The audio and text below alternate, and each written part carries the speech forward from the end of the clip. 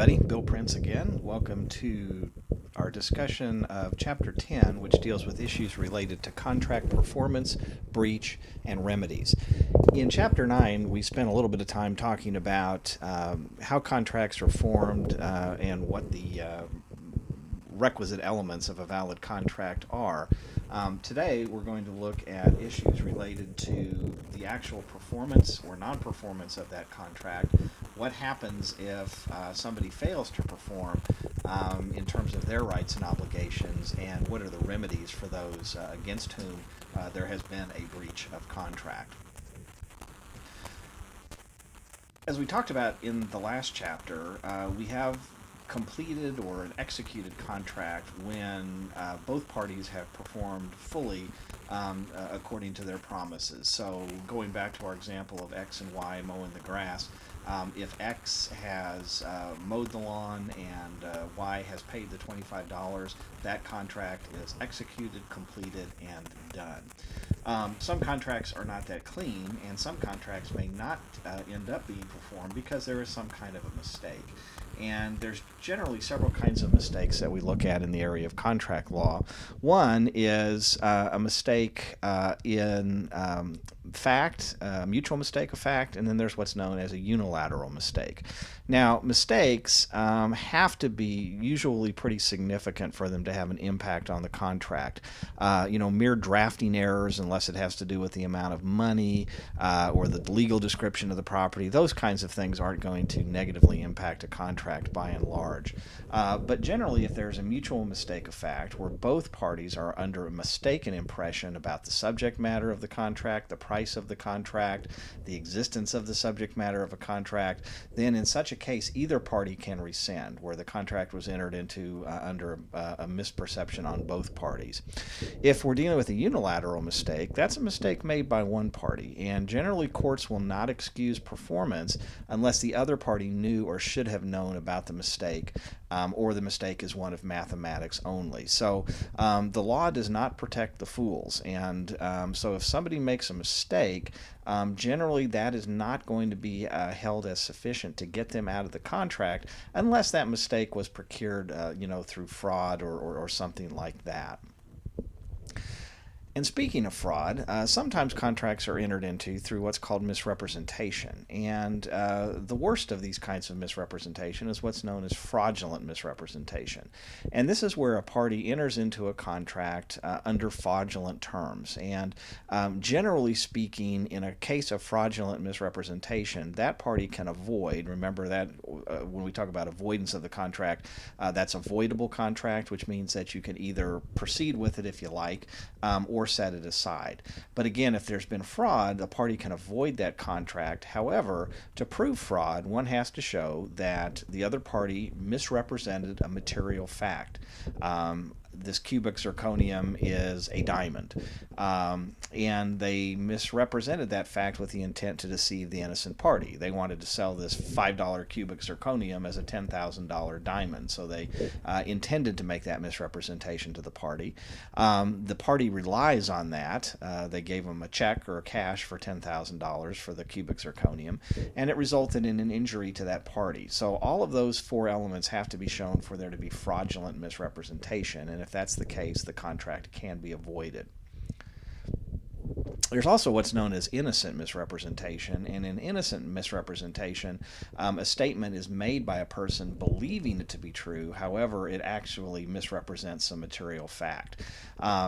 So what if we have a situation where the person thinks that he is selling me grandma's diamond, but in fact he has mistakenly pulled out some cubic zirconium costume jewelry? That may well be an innocent mistake, and in that case, as noted here, innocent misrepresentation results in a mutual mistake of fact, and so that contract could be rescinded.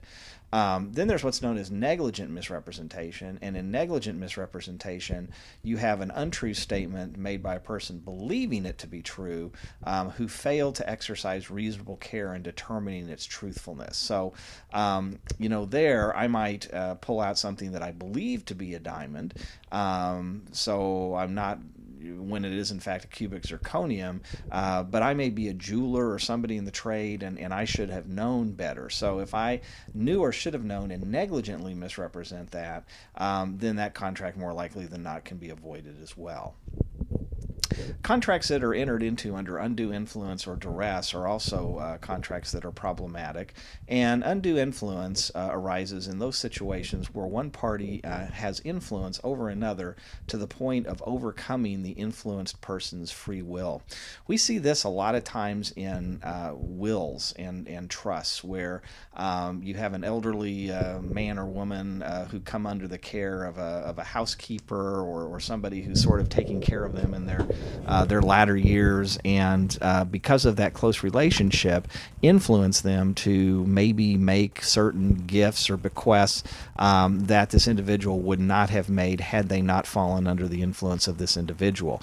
And needless to say, once that will comes out and the kids find out that the nurse is getting all of the money rather than the kids, we invariably end up with these undue influence sorts of cases. So any case where a contract's been entered into, such as a will, or something similar to that, where that person's free will has been compromised, there may well be a case of undue influence. Duress, on the other hand, is where a party is forced to enter into a contract because of fear of harm to themselves or harm to somebody else. So, if somebody's holding a gun to my head and tells me to sign the document, I would probably be able to have that that contract overturned on the basis that I would not have done it had I been not at the point of a gun at the time. All right. In terms of contractual discharge, we're talking about a situation when an individual's obligations arising under the contract end. And as we've talked about, that discharge can occur when both parties have fully performed his or her obligation under the contract. I cut the grass, you pay me the $25. I sell you the diamond for $10,000, you give me the $10,000. Once those acts are completed, once those promises are performed, the contract is discharged. Sometimes events can occur, either in fact or through operation of law, that may discharge a person from their obligation even if they don't perform under the contract. So in a situation where for example, the subject matter of the contract becomes illegal after time. Think about being a liquor dealer right before Prohibition when it hit. 1 minute it's perfectly legal to sell a case of whiskey to somebody. The next day it's illegal. So that might be a situation where there's been sort of an intervening circumstance that can cause somebody to not have to perform under the contract without legal repercussions and through no fault of their own. All right, so we talked about discharge by performance, where both parties perform or tender performance of the acts they have promised. So what about a situation where X promises to pay Y $25 if Y will cut X's grass, and then Y shows up and attempts to cut X's grass, but X doesn't want him on the property or doesn't let him on the property. There you have a situation where one party has tendered performance, but the other party has refused. All right. If a party fails to completely perform their duties under the contract, then we talk about complete failure of performance. If a party's completely done everything they're supposed to do, we have complete performance. What though if a party completes the contract 85% or 95% of the way?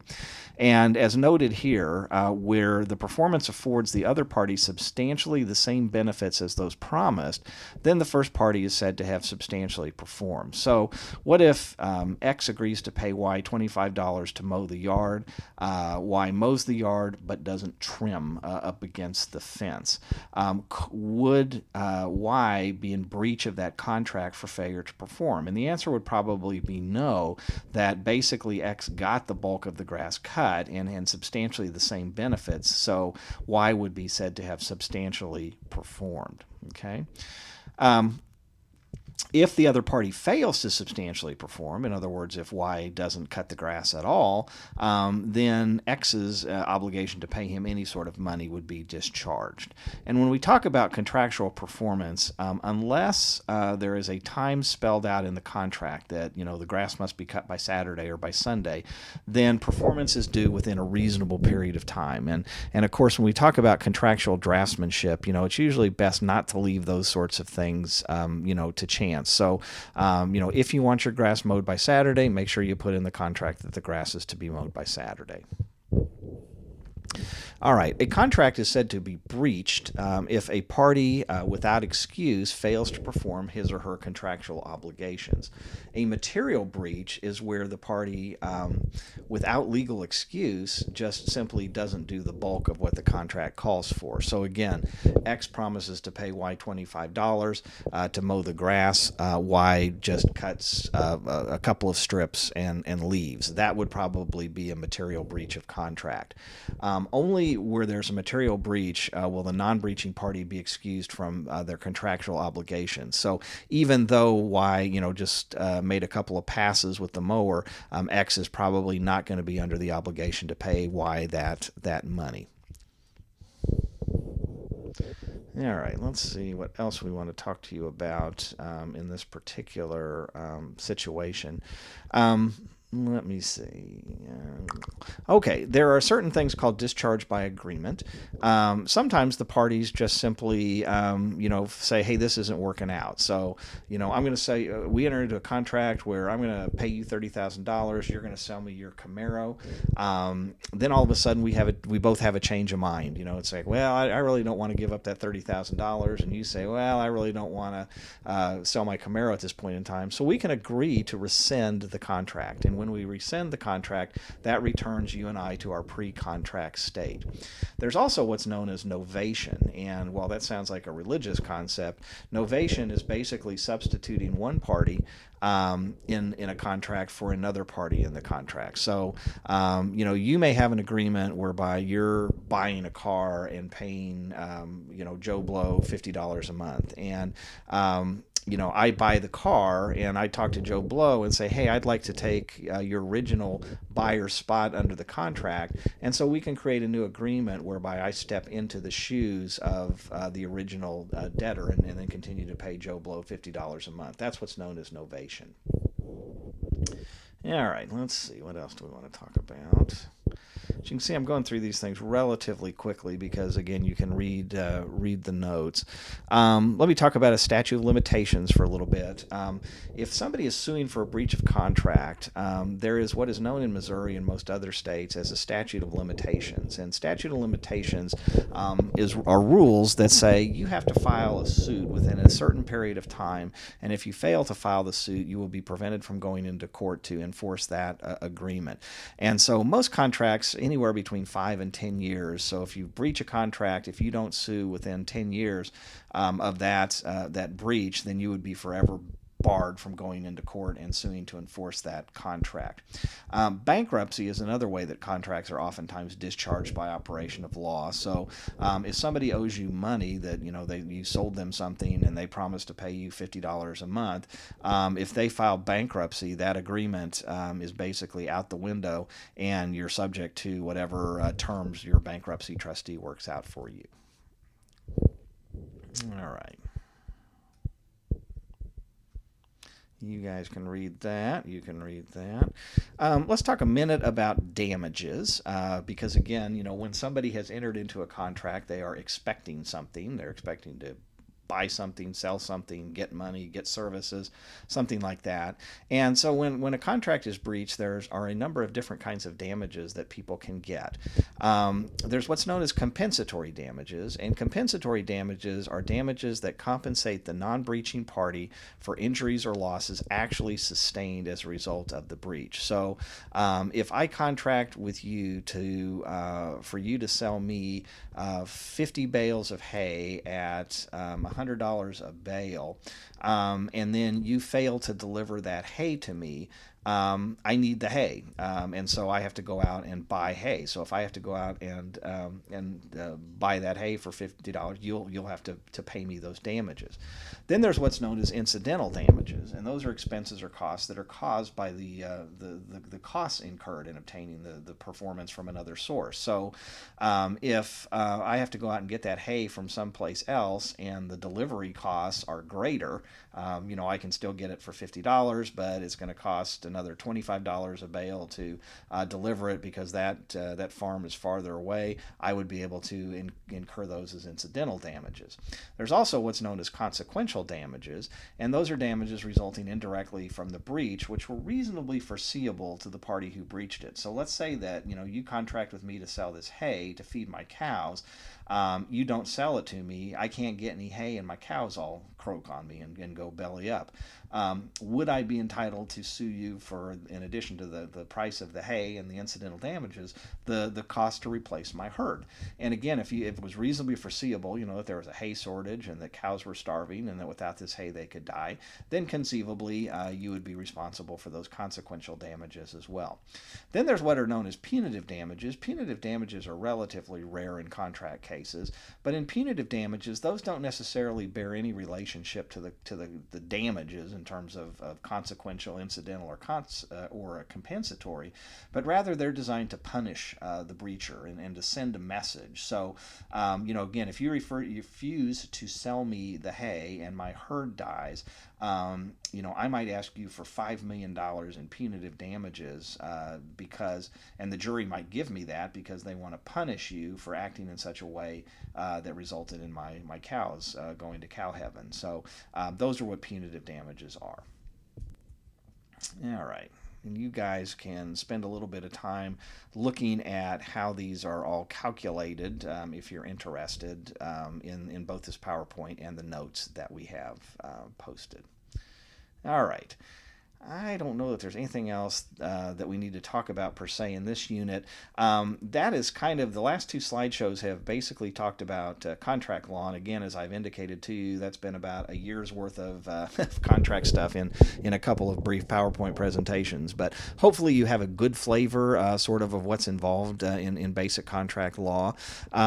Next, we're going to move into an area in the legal environment of business that's relatively interesting, I think, and seems to be in the news in terms of torts and strict liability and that sort of thing. And we're going to be looking at business's responsibility when its actions hurt people. So that will be the discussion of our next unit, and we will visit with you then. Take care.